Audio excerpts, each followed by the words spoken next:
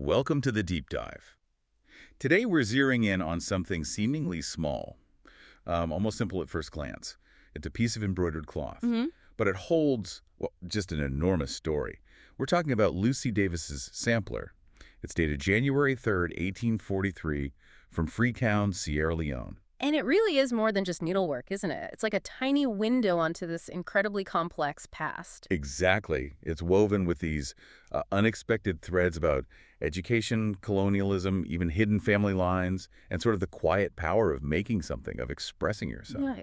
Our mission really is to unpack this one piece, this sampler, and see how it embodies this huge paradox from its time. It looks straightforward, maybe even quaint, Yeah. but the closer you look, the more layers you find. It really challenges, I think, what we assume about history sometimes. Shows constraint, but also aspiration. And that's what grabs you, I think. It's not just some dusty object. It's a direct link to the lives of young black African girls back then, Yeah. and to what the British missionaries were trying to achieve. An educational journey that's often completely overlooked. Totally. It's amazing how an everyday thing like this can be just packed with history, just waiting for someone to, well, dig into it. It really is. And the details on this specific sampler, they're incredibly rich. They immediately sort of point towards the bigger picture. Okay, so let's get into those physical details then, because they really set the stage, don't they? So imagine this piece of linen, Hmm. and the main area is divided by this border. It's cross-stitched, like repeating X's. Okay. And the top half, that's where you find the stitched verse. Mhm. This is really central, so I think we should read the whole thing. It says, "We love the Lord. He came to save poor Negro from the sinner's grave. Though we are black and mean and vile, Lord Jesus on poor Negro smile. We love him, and we would not break the least command our Savior spake, but pray him by his precious blood to make us humble, faithful, good." Ooh, yeah. It's quite something.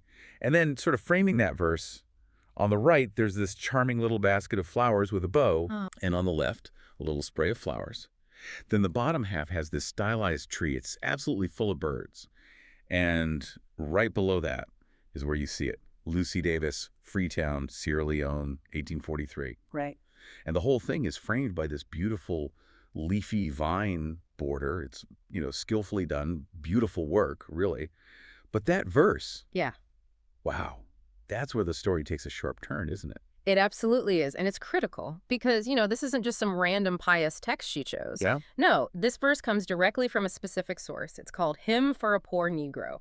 And it was printed very widely in things like the Missionary Repository for Youth and the Sunday School Missionary Magazine. Okay. And this kind of literature, it was a tool, a really deliberate, powerful tool used by missionaries all across the British Empire. It wasn't just about faith. It was about shaping minds, anglicizing people. That's a really important distinction. So when you read lines like "poor Negro" or "God, though we are black and mean and vile," that's not just old language. Yeah. That's spelling out the power dynamics, isn't it? Yeah. Oh, absolutely. It's incredibly explicit. What would that do to someone like Lucy, a young girl, stitching those exact words about herself? It's chilling, isn't it? I mean, just imagine internalizing that message, stitching it word by word, day after day.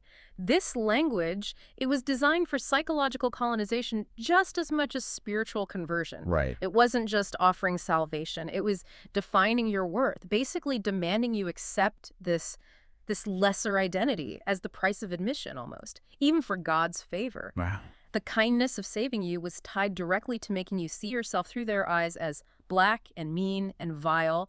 It's an exercise in self-definition, but under this incredibly powerful foreign gaze, shaping who you thought you were. That completely reframes the act of stitching, doesn't it? From just learning a skill to, internalizing or maybe even wrestling with this identity they're pushing on you. Exactly. And these texts, these powerful messages, they were used by specific institutions, which makes sense when you look at the bigger picture of the Church Missionary Society schools, the CMS schools in Sierra Leone. Okay, so tell us about those. What were these CMS schools actually doing? Who are they for? Well, the CMS schools, they were set up with a kind of dual purpose. First, to educate the native-born Africans, but also, and this is crucial early on, they served people called recaptives or liberated Africans. Liberated Africans. Yeah. Right. Those were the people freed by the British Navy after the slave trade was banned in 1806. Precisely.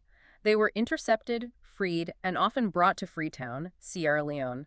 And then they were put into these CMS schools to be educated, often paid for by abolitionist groups back in Britain.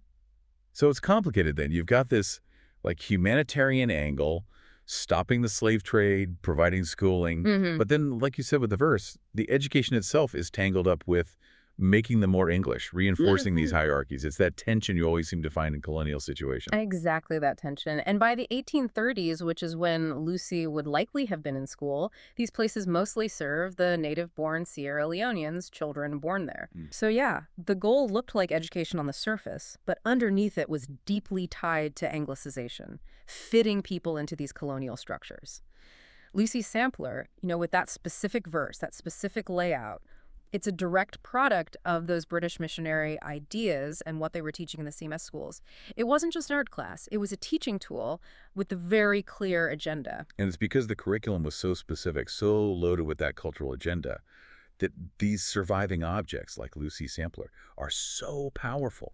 Which brings us to something really interesting. Yeah. Despite how intentional these schools were, the physical things the students made, like these samplers, they're incredibly rare. Like really 26 are known to still exist from all the CMS schools. And finding student records. Yeah. Almost impossible for this time. Why so few, do you think? What makes each one that survived so important? That scarcity is a huge part of their significance. I mean, lots of reasons the climate in West Africa isn't kind to textiles. The materials themselves were fragile. And maybe the people in charge just didn't see them as, important historical documents like we do now. But yeah, it means each one is incredibly precious. It's a tangible link to lives that could otherwise be totally invisible to us. And while you're right, detailed student records are thin on the ground, we do know the name of one really key teacher whose influence almost certainly reached Lucy. Her name was Jane Hickson Boston Young. Okay. She was a remarkable Eurafrican woman born around 1810, died in 1841, so just 2 years before Lucy finished her sampler. Jane herself was educated in a CMS school, but hers was in the Rio Pongo region, which is now Guinea. And she learned needlework from someone described as an African-American colonist in Nova Scotian. That's an amazing detail. It connects across continents, different histories. It's an incredible connection, isn't it? And just to clarify for listeners, these Nova Scotians, they were often people who'd been enslaved but got their freedom by fighting for the British side in the American Revolution. Ah, the Black Loyalists. Exactly. They were first settled in Nova Scotia, Canada, and then later, many chose to emigrate to Sierra Leone under British control. They brought their skills, their culture, their own unique history, so you get this amazing knowledge transfer. A formerly enslaved African-American woman, a loyalist, teaching needlework to Jane Young. It's not just sewing, it's diasporic history being passed hand to hand. That is a powerful lineage. So Jane Young takes this skill, learned from this Nova Scotian woman with her own complex history, and then she becomes a teacher herself within the CMS system. Yeah. What does that tell us about the agency these women had, even inside these controlling systems? Was she just passing on stitches, or maybe something more? That's a fantastic question. Jane Young's life story is absolutely one of agency within limits. She taught at several CMS schools, Kissy, Gloucester, Bathurst, then Freetown, Waterloo. She even co-founded a school in 1836. And teaching something like needlework, which had cultural weight, not just practical use, it let her shape things, even subtly. The missionaries might have picked the words for the sampler, but the hands teaching the stitches. They held their own stories, their own experiences. You have to think she passed on not just technique, but maybe pride in the craft, a kind of resilience that went beyond the official message. So Jane dies in 1841, 2 years before Lucy's sampler. If we connect the dots, it seems really likely Lucy Davis was taught by a woman, a liberated African woman, who Jane Young had trained. That's the strong likelihood, yeah. So you've got this direct line of teaching, needlework skill, going from a formerly enslaved African-American woman to Jane Young, to another African woman, and then to Lucy. That's profound. It just makes you wonder, doesn't it? About all the other hands, the other teachers whose names are just lost. It absolutely does. And it makes you think hard about whose history gets written down and what counts as a record. Yeah. When we think about those lost names, the wider community of these liberated African women teachers, what do we know? Was there a network? Yeah. Well, sadly, the specific name of Lucy's teacher, likely one of these women trained by Jane, it's gone. Lost to history. And that really highlights a huge challenge, right? The big colonial structures, the mission reports, they're documented by the colonizers. Right. But the actual passing down of knowledge, the day-to-day teaching, the personal stories of the people doing the work on the ground, often unrecorded, overlooked, It's a kind of silent testament to these anonymous teachers and makers who built communities anyway. A silent tribute to Lucy's teacher, too. Okay, so let's try and pull these threads together. What does all this mean for Lucy Davis, for her sampler? How do we make sense of this object that has this really difficult hierarchical message stitched right into it, but Yeah. also represents this young black girl's skill and education?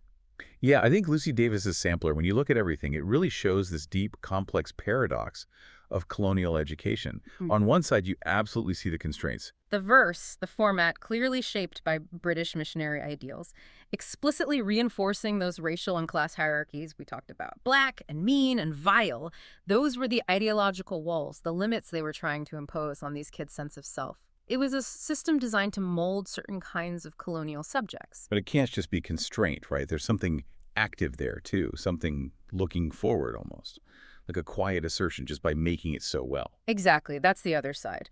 Lucy's work also, I think, powerfully represents the quiet aspirations, the beginnings of an educated Sierra Leonean elite. These were young black Africans learning literacy, numeracy skills Yeah. that would position them, even in limited ways, for roles in the colonial system as clerks, maybe teachers themselves, catechists, building blocks of a new society. Okay. So her sampler holds both things. The devotional verse, stitched in thread, yes, it's a tool of colonial ideology, literally making girls voice their own supposed inferiority.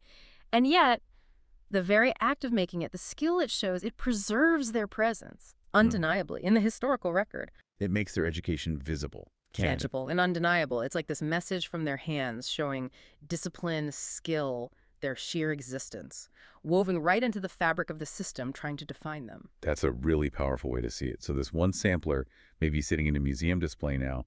It's this incredible testament to individual agency, even inside really tight constraints. It forces us to remember history isn't just the big official stories. Right. It's also the lived experiences, the quiet ways people asserted their presence, like Lucy Davis did, giving voice with thread to this very specific, very complicated moment. It shows how these seemingly simple acts, like creation, making something, can just be packed with layers of meaning, of instruction, and this quiet, persistent presence. It's a beautiful and, yes, deeply complex object that still speaks volumes. Absolutely. Lucy Davis's sampler really is so much more than just decoration.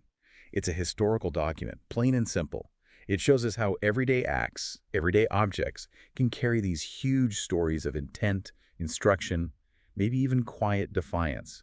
A potent reminder that history is often woven, sometimes literally, by hands we don't usually get to see or name.